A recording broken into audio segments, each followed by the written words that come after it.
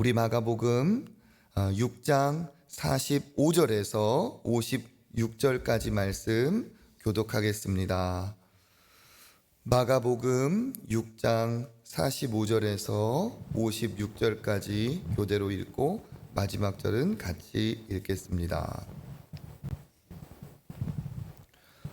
예수께서 즉시 제자들을 재촉하사 자기가 무리를 보내는 동안에 배 타고 앞서 건너편 벳세다로 가게 하시고 무리를 작별하신 후에 기도하러 산으로 가시니라.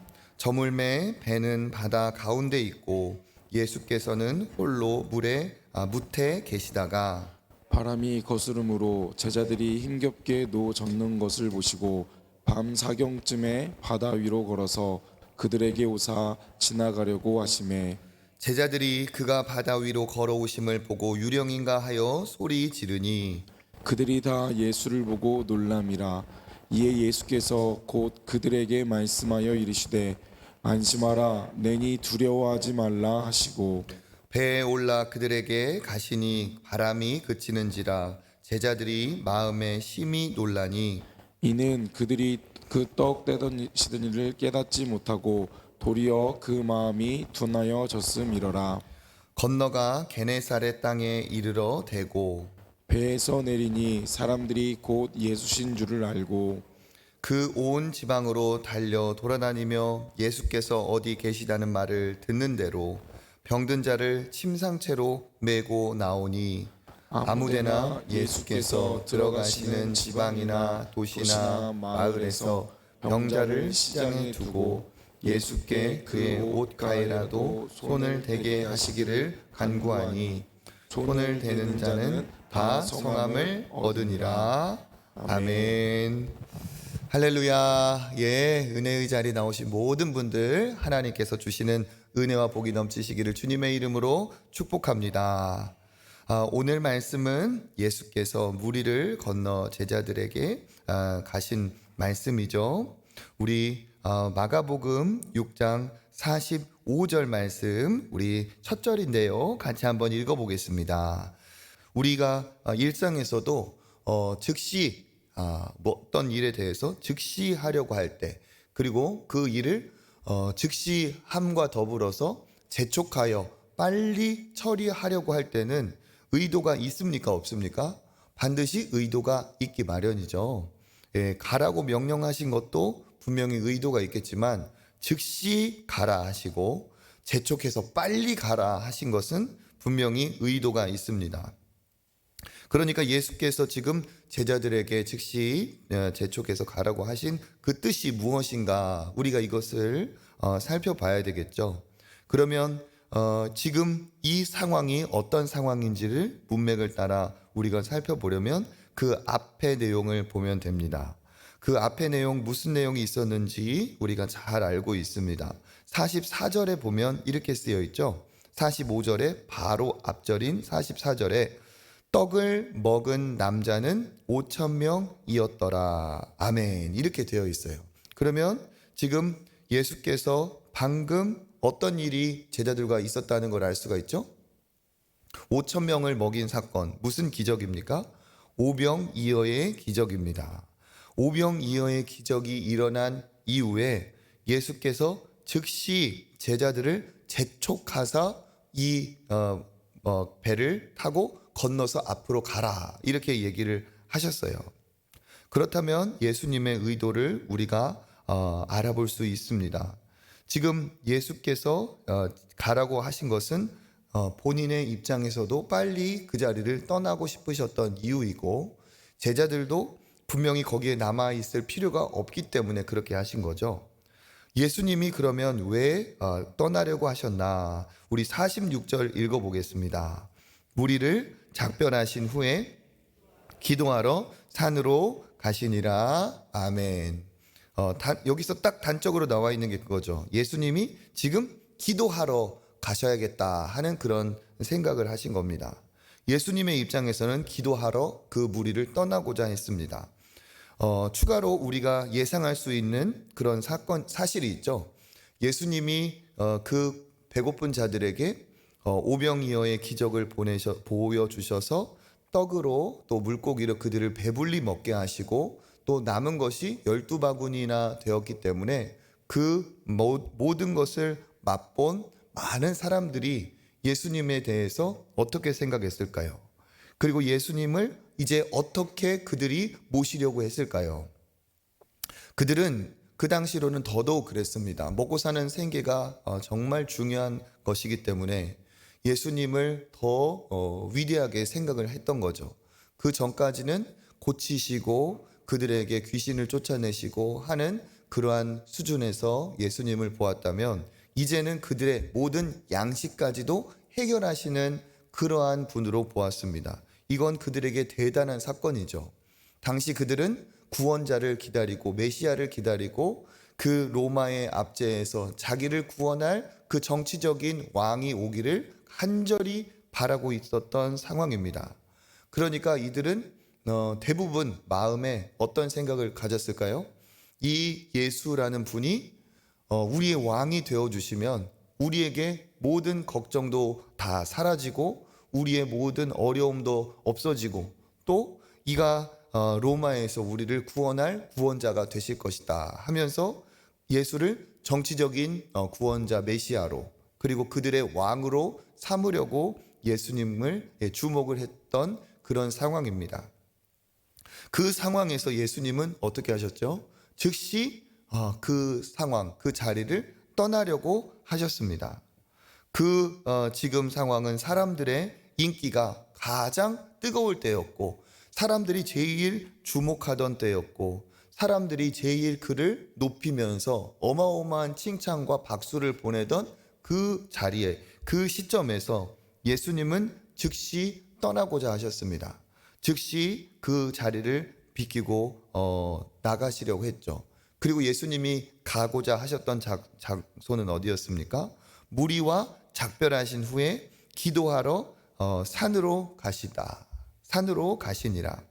그러니까 그 많은 사람들의 인기, 그들의 존경, 그들의 박수, 그들의 칭찬을 뒤로 하고 예수님은 더 어떤 자리를 원하고 가려고 하셨던 거죠? 하나님과 대면하는 자리, 기도하는 자리, 그 자리로 가시려고 했습니다. 예수님이 이 땅에 오신 것은 인기를 얻고 명예를 얻고 사람들의 박수를 받고 왕이 되려고 오신 것이 아니죠. 예수님이 오신 것은 무엇입니까? 아버지의 뜻을 이루기 위해서 오셨어요. 자기의 뜻이 아닌 아버지의 뜻을 이루고 순종하기 위해서 오셨기 때문에 그 상황에서 예수님도 있는 것이 거북하셨을 것이고 또 그 상황에서 자기를 그렇게 한껏 높이려는 그 자리에 또 역사하는 교만의 영이 있죠.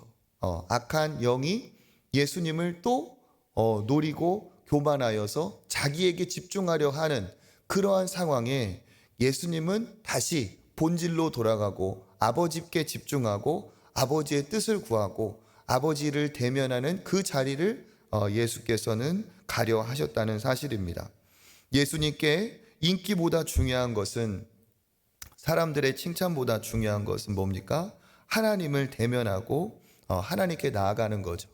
이것은 일회적인 그러한 갑작스러운 것이 아니라 늘 예수께서는 하나님과 동행하시고 늘 하나님과 독대하시고 평소의 기도에 그 자리가 그에게 다 다져져 있기 때문에 가능한 일입니다. 예수님은 평소 일상에 하나님과 기도하고 하나님과 함께하는 그 자리가 예수님께는 일상이고 당연한 거였다는 거죠. 예수님이 이때 기도를 시작하시는데 오병이어의 기적이 날이 저물 때 있었던 기적입니다. 그러니까 가서 밥을 먹을 수도 없고 날은 저물어 가고 지금 그런 상황이니까 이 시간은 저녁 시간 또 늦은 저녁 시간 정도 되었다고 볼 수가 있어요. 그리고 뒤에 보면 제자들을 찾아오실 때 시간을 보면 이제 새벽녘이거든요. 그러니까 예수님은 밤에 기도의 자리에서 철야를 하면서 하나님과 그렇게 대면을 하고 기도의 시간을 가지셨다는 겁니다. 여기에서 알 수 있는 것이 무엇입니까? 예수님은 자기를 높이고 자기를 사람들이 주목하는 것을 원하지 않았다는 겁니다. 예수님은 자기가 아니라 하나님께 주목하기를 바라셨고 또 나를 보내신 그 뜻에 그들이 정말 깨달기를 예수님은 바라셨던 거죠. 이것을 통해 우리 역시도 신앙인의 자세, 또 하나님이 기뻐하시는 겸손한 믿음의 사람이 어떤 사람인지 우리는 알 수가 있습니다. 그리고 또 예수께서 기도의 자리로 가시려고 즉시 떠나신 것도 있지만 제자들에게도 말씀하셨죠. 즉시 재촉해서 이 배를 타고 건너가라. 그러면 제자들에게는 왜 빨리 너희들도 떠나라 했을까요? 예수님에 비해서 제자들은 더 연약하기 때문에 그렇죠. 예수께서 왜 제자들을 보내셨는지 의도는 나와 있지 않지만 그 뒤에 보면 이제 이 제자들이 한바탕 또 그 풍랑 가운데 씨름을 하죠.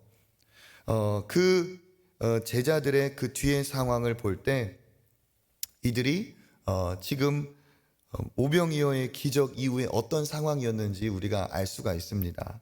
오병이어의 기적을 할 때 예수께서 축사하시고 이제 떡을 나눠줄 때 그 떡을 나눠주는 그 배달부의 역할을 누가 했습니까? 제자들이 했죠. 제자들이 그 배달부의 역할을 했어요. 오병이어의 기적이 어떻게 일어나는지 성경에 자세히 기록되진 않았지만 그것이 마태, 마가, 누가, 요한 네 복음서에 다 기록이 되어 있습니다. 그것은 제자들의 입장에서 볼 때도 정말 이런 일이 일어날 수 없는 어마어마한 믿을 수 없는 기적인데 이것이 확실히 일어난 사건이기 때문에 네 복음서가 다 기록을 하고 있는 것이죠. 이 엄청난 기록의 엄청난 기적의 사건을 누가 목격을 했습니까? 제자들이 목격을 했어요. 그리고 제자들이 목격할 뿐더러 그들이 나눠주는 역할을 했다는 것은 그 기적에 어쨌든 동참을 하고 그것을 목격한 사람이라는 거죠. 그들이 기적을 목격을 하고 그 기적을 행할 때 예수님 때문에 행한 거지만 그들이 그 많은 사람들의 그 떡을 나눠주는 과정에서 어떠한 마음과 어떠한 생각의 변화가 있었을까요? 예수님이 행하신 기적임에도 불구하고 자기들의 목이 아주 뻣뻣해지고 어깨에 요즘 애들 말로 어깨 뽕이 올라갔다 그러는데 어깨 뽕 뭐죠? 아시죠? 네, 어깨에 뽕이 들어간 것처럼 아주 그냥 어깨에 힘이 들어갔겠죠.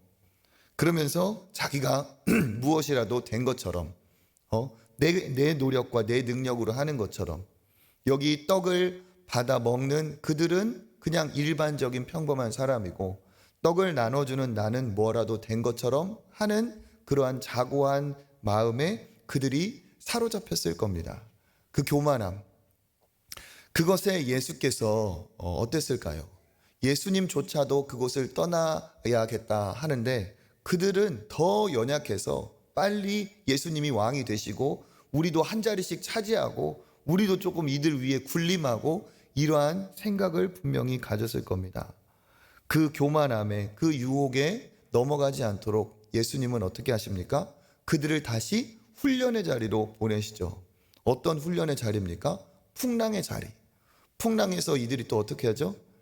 나중에 진짜 예수님이 무리를 건너 오실 때 유령이라고 하면서 혼비백산을 하는 그러한 상황을 맞이합니다. 뭡니까? 그 풍랑 가운데 그들이 갖고 있었던 그 교만함의 이 힘이 쫙 빠지는 거예요. 예수께서 힘을 빼는 거죠. 예수께서는 기도하러 가셔서 하나님께 집중하고 사람들이 그렇게 그들을 칭찬할 때 제자들은 그 뭐라도 된 것 같은 그 마음을 풍랑 중에 너희들은 연약한 하나님의 은혜가 필요한 여전히 부족하고 연약한 사람이라는 것을 또 훈련의 자리에서 깨닫게 하십니다. 그래서 제자들은 오병이어의 기적의 주체였던 그 자기의 자리에서 내려와서 그 흥분한 상태, 업이 된 상태의 그 바람을 예수께서 빼고자 원하셨던 거죠. 여기를 보아도 알 수 있습니다. 하나님이 대단한 거지 우리가 대단하고 내가 대단한 게 아니죠. 그죠? 헛바람 들어봤자 오히려 고생만 합니다. 예, 소용이 없어요. 그렇게 예수께서는 그들을 보내셨습니다. 그 다음에 어떻게 됩니까? 우리 48절 읽어보겠습니다. 바람이 거스름으로 제자들이 힘겹게 노젓는 것을 보시고 밤 사경쯤에 바다 위로 걸어서 그들에게 오사 지나가려고 하심에 아멘. 바람이 거스름으로 즉 풍랑이 불었다는 얘기죠. 그 밤 시간부터 제자들이 힘겹게 노를 저었습니다. 밤 사경은 이제 동이틀 무렵입니다. 빠르면은 3시, 늦으면 6시 그 정도 이제 날이 어느 정도 밝아오는 그러한 새벽녘입니다. 이 시간까지 이들은 나가지 못하고 계속 제자리를 뱅뱅뱅 돌면서 노를 젓고 계속 아무것도 하지 못하는 상황에 예수님이 어떻게 하셨어요? 그들이 힘겹게 노젓는 것을 보시고, 힘겹게 노젓는 걸 어떻게 봅니까? 그런데 기도의 자리에서 예수님은 그 상황을 다 알고 보시고, 바로 가서 구하지 않았어요. 이것 뭐죠? 그들이 우리 힘으로는 안 되는구나, 할 수 없구나, 우리는 죽었구나. 이때 예수께서 때가 됐다 하고 가신 거죠. 그들에게 바다 위로 걸어서 오셨습니다. 오병이어의 기적을 이룬 것은 이스라엘 백성이 광야에서 만나와 메추라기를 먹고 하나님께서 그렇게 공급하셨던 사건을 재현한 예수께서 참 구원자, 그가 성자 하나님이라는 것을 보여주시는 사건이고, 이 역시 바다를 걸어온 것도 그가 하나님 되심을 보여주시는 사건이죠. 49절에 바다 위로 걸어오심을 보고 그들이 어떻게 합니까? 유령인가 하여 소리를 지르니 다 예수를 보고 놀람이라. 그들이 왜 유령이다라고 했을까요? 우리말로 표현하면 이제 저승사자가 왔다라는 거예요. 저승사자. 우리가 이제 죽을 것 같다. 저기에서 걸어오는 거는 이제 저승사자가 우리를 잡으러 온다라는 거죠. 예수님이 뭐라고 말씀하십니까? 안심하라, 내니 두려워하지 말라 하면서 51절 같이 읽어보겠습니다. 배에 올라 그들에게 가시니 바람이 그치는지라. 제자들이 마음에 심히 놀라니 아멘. 배에 예수께서 오르니까 어떤 일이 벌어졌어요? 바람이 그치는 일이 벌어졌습니다. 한번 예수께서 풍랑을 잠잠하게 하신 사건이 있었죠. 다시 반복이 되고 재현되었습니다. 바람이 그치고 제자들은 마음에 심히 놀랐다. 50절에도 예수를 보고 놀랐다. 지금 예수님 때문에 계속 놀라고 있어요. 그 전에 이들은 무엇 때문에 놀랐습니까? 바람 때문에 놀랐습니다.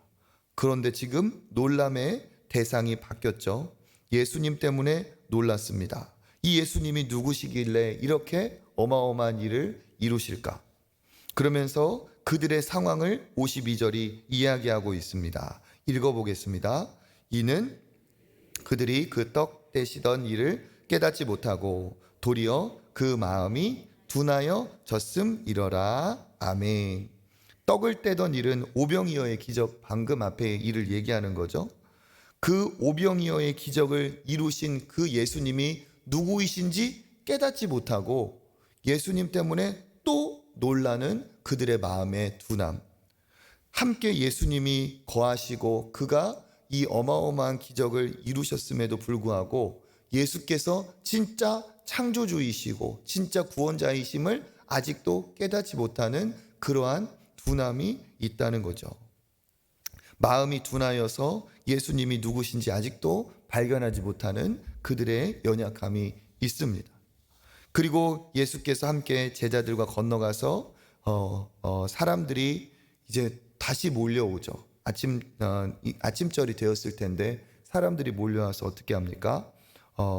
온 지방으로 달려 돌아다니며 사람들이 예수가 여기 계시다 그렇게 얘기했고, 56절 시작. 아무데나 예수께서 들어가시는 지방이나 도시나 마을에서 병자를 시장에 두고 예수께 그 옷가에라도 손을 대게 하시기를 간구하니 손을 대는 자는 다 성함을 얻으니라. 아멘. 혈루증 여인이 옷에 손을 대고 나았던 것이 소문이 났겠죠. 그러면서 또 침상을 메고 왔던 그 사람이 나았던 것도 다 이제 사람들이 알게 돼서 이제 침상째 메어오고 옷가에 손을 대었습니다. 이때 예수께서 이것을 어떻게 하셨죠? 금지하고 그만 좀 쫓아다녀라. 빨리 떠나라. 나 진짜 피곤하고 힘들다. 이렇게 하지 않으셨다는 거예요. 내가 옷가에라도 손을 대기를 원하니까 예수님이 어떻게 하셨어요? 그것을 허락하시고 손을 대는 자는 다 성함을 얻으니라. 다 구원을 받았어요. 다 고침을 받았습니다. 이게 뭡니까? 예수님은 충만하신 분이에요. 예수님은 그 능력이 고갈되고 예수님은 누구에게는 베풀어주고 누구는 능력이 없어서 누구는 차별해서 그런 분이 아니라는 거죠. 이건 또 무엇을 말하고 있습니까? 예수님은 온 열방에 이스라엘만이 아니라 온 열방에 우리를 위한 구원자라는 사실을 풍성한 은혜의 구원자라는 사실을 얘기해 주고 있습니다. 오늘 말씀을 통해 우리가 깨닫고 또 기도해야 될 것이 무엇일까요? 예수님은 왜 그렇게 인기가 많고 주목하고 사람들이 그렇게 칭찬하는 자리를 떠나셨을까? 우리가 이것을 한번 묵상해 봐야 됩니다. 그는 그런 자리를 떠나셔서 오히려 하나님 앞에 나아가는 기도의 자리를 더 귀중하게 여기셨습니다. 제자들도 그 자리를 떠나게 하시고 주목받는 것보다 오히려 힘을 쓰고 힘을 내고 어깨에 힘을 주는 것보다 힘을 빼려고 예수님은 그와 같이 그들을 풍랑에 시간을 두고 주셨습니다. 예수님이 원하시는 것 그리고 우리에게 바라시는 것 역시 목에 힘주고 다니고 내가 뭐라도 된 것처럼 하는 것을 기뻐하지 않으십니다. 내가 뭐간데? 그렇죠? 특별히 하나님의 일에 동참하는 중에는 더더욱 그렇습니다. 하나님이 대단하지 내가 대단한 게 아니죠. 나는 오히려 더 쓰임 받았음에 감사하고 겸손한 것이 이게 더 예수께서 기뻐하시고 그게 진짜 존경받는 그게 진짜 예수님이 기뻐하시는 모습이라는 사실입니다. 더더욱 중요한 게 뭡니까? 우리의 목에 힘이 들어가려고 할 때 우리 어깨에 힘이 들어가려고 하고 내가 가진 이 힘을 쓰고 싶을 때 내가 내 어떠한 자리 그렇죠?